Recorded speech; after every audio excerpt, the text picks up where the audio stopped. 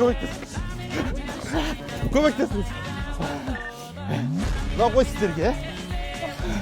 Атамыз қой жесін. Әдемі сорпа істеп беріңіз. Басыңызды байқаңыз. Осы гүлдей жайқап жүре беріңіз. Ассалаумағалейкум ата. Қалыңыз қалай? Қойдың етінен сорпа ішсін деп сізге қой алып келдік. Енді мынау сізге жақсы жаңалығымыз бар. Сізге қарекет қорынан осындай үй. Міне адам сойге барып түзу болып кеттіңіз. Мінекей сізге. Мына қолыңызды ұстаңыз, апамызға тапсырайық. Мына бірінші сізге берейік. Мінекей. Міне өз үйлі. Құтты болсын ата. Ал құтты болсын. Қарекет қорынан 1424 баспана сіздерге бұйырып отыр екен. Адам мінекей. Мінекей. Ал құтты болсын міне. Sevgi көп рахмет, Алла Құдай ауыртасын. Шалым жазылып кетсе, мен де жазылып кетсем, арманым сол. Жазыласыз абағалыңыз. Жазылып кетесіз апам.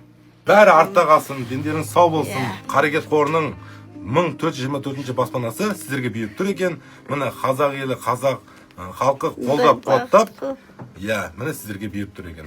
Алла разы болсын.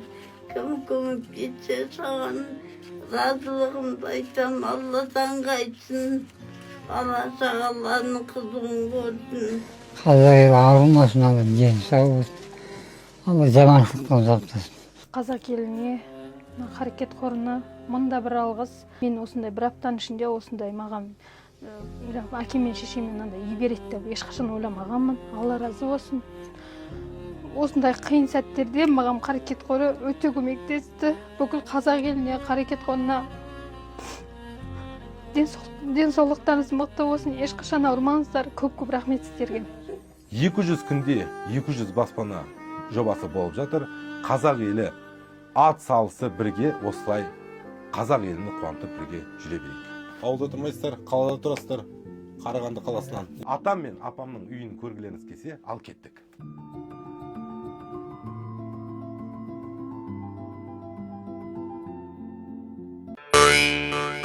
Hareket.